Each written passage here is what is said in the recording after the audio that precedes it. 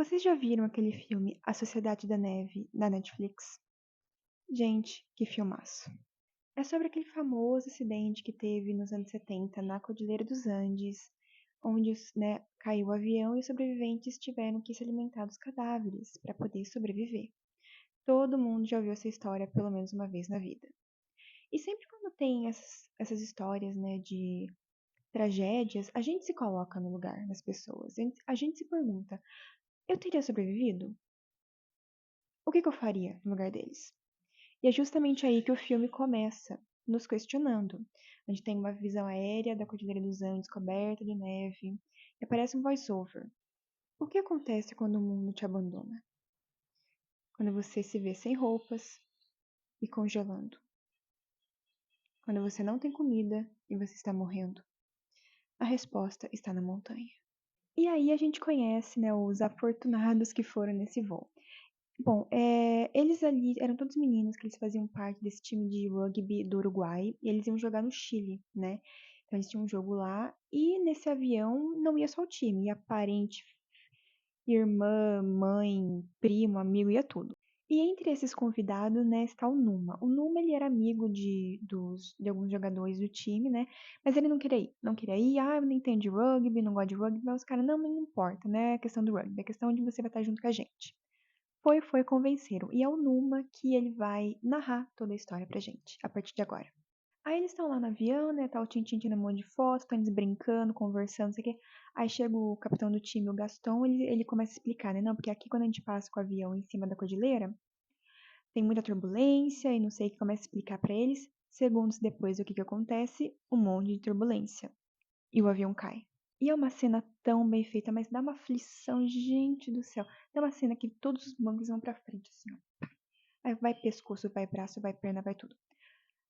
O piloto mesmo já foi pro saco. Vocês já repararam que todo acidente de avião, os pilotos nunca sobrevivem?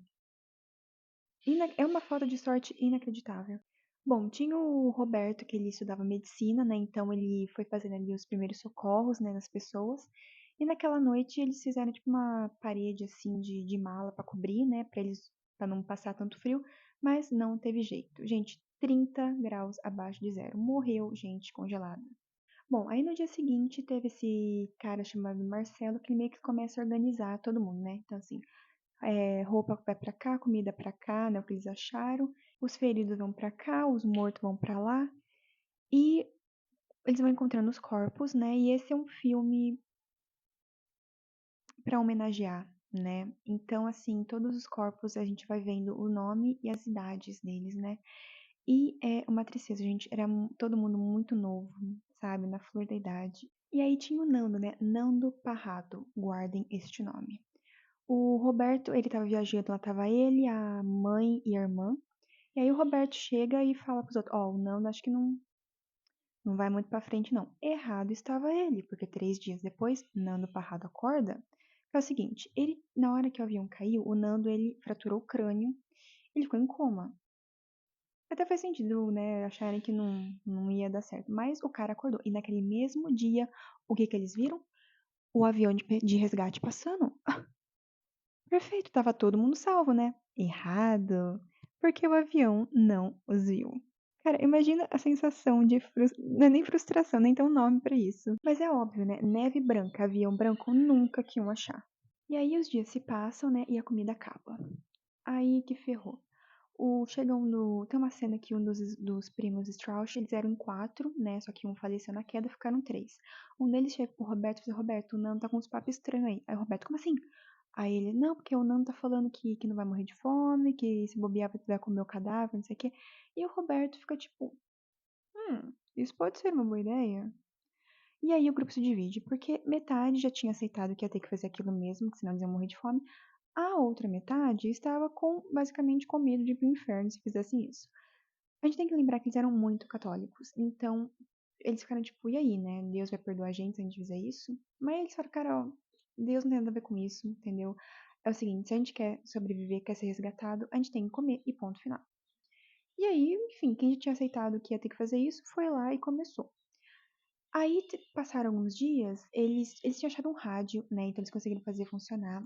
E eles ouviram na rádio que as buscas tinham terminado, porque tinha, se não me engano, eram 10 dias ali de protocolo. Passaram esses 10 dias, não tinham achado nada, né? Eles deram fim às buscas. Aí o desespero total, né? Aí quem ainda não queria começou a comer, né? Tipo, tio Numa, tio Marcelo, tinha um monte de gente que não queria. Eles começaram a comer, não tinha o que fazer. Você já passou fome? Eu nunca passei fome. Quem já passou fome fala, seu corpo para de funcionar, não tem o que fazer. E aí tem a cena da avalanche, né? Eles estavam lá dentro do avião de noite, um dos poucos momentos de felicidade desses meninos, né? O que acontece? Vem a avalanche, cobre todo mundo. Morreu uma par de gente. E aí, pra eles conseguirem. Eles ficaram uns dias, né? Porque tinha tempestade de neve. Aí passaram uns dias. O Numa, ele foi. Pra eles conseguirem sair, ele tinha que quebrar, né, a janela. Ele foi lá e começou a chutar a janela. Só que ele cortou a perna dele. E você cortar sua perna numa situação dessas não dá bom. Resultado, infeccionou tudo. E o Numa, ele vai se sentir muito culpado a partir de então, porque como ele não consegue ficar em pé por causa da perna, então ele não consegue ajudar os outros, né? E aí o Numa, ele vai protagonizar 3 cenas, assim, maravilhosas de diálogo. A primeira, ele tá conversando com o amigo, porque o Numa, ele ainda resistia a comer, né? E o amigo fala assim, Numa, a gente tá vivendo outra realidade, são outras regras, aceite. Tem outra cena que ele tá conversando com o marido que perdeu a esposa na avalanche, né? Ai, gente, lindo. O marido falando, nossa, quando eu segurei o corpo morto da minha esposa nos braços, eu senti um amor tão grande, assim, que eu só penso em voltar pra casa e passar esse amor pros meus filhos. Lindo. E tem ele conversando com o Pancho, né, que é um amigo que convenceu ele aí junto na viagem, né? Ele falando, Pancho, eu fiz 25 anos semana passada aqui. Eu quero tanta coisa que eu quero fazer, eu quero voltar pra casa, quero abraçar meus amigos, quero dançar. Mas Numa, você nem gosta de dançar, mas agora eu quero. Eu quero chorar também, então chora, Numa, chora. E o Numa morreu naquela noite, enquanto ele dormia. O narrador não morre, certo? Errado. Pegou todo mundo desprevenido. E o Numa, até então, ele era o narrador da história. Então, era o nosso melhor amigo morrendo ali na nossa frente, sem a gente poder fazer nada, sem eles poderem fazer nada. E a morte do Numa, ele foi o último a falecer, né? Foi esse wake-up call deles para eles seguirem com o plano que era seguir a pé pela Cordilheira dos Andes até o Chile e buscar ajuda. Exatamente, andar a pé com 30 abaixo de zero até o Chile. Quem que ia? O Roberto, o Nando e o Tintim. Eles foram, só que até chegou um ponto, o Tintim precisou voltar, que era o cara que foi tirando as fotos. E ele deixou a comida dele com o Nando e o Roberto que seguiram viagem. E foi isso que salvou a vida deles, tá? Porque depois de 10 dias eles acharam um vale. Como? Na base da fé. Eles seguiram esse vale, acharam um rio, foram seguindo o rio, acharam até um caminho em cima da pedra desse rio. E do outro lado do rio, um homem a cavalo, Sérgio, que conseguiu buscar ajuda para eles. Ah, cara, aí vem começa a música triste. Aqui tu desaba, aqui tu desaba. Tem uma cena que eles estão fazendo, anunciando os nomes, né, na rádio. Parece chamada, assim, fala o nome, aí corta pra eles, né, levantando a cabeça, assim, como se estivesse sendo, sabe, puxado de volta pra vida. Lindo, lindo, lindo.